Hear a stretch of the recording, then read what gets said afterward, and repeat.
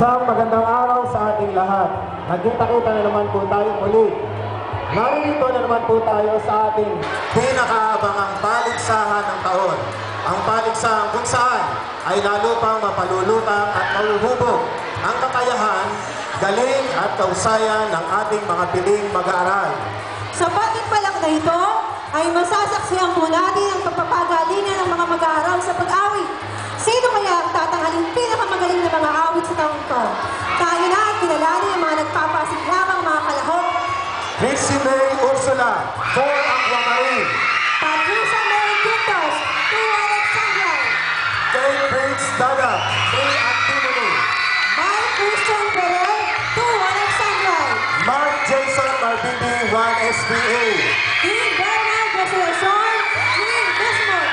Christian Lynn Suarez, 4 Cannery. Charlene Grado, 2-2. Freya Tindang Kabit, 2 Diamond. Tayo na at ating saksihan ang pasiklaban ng mga bituin.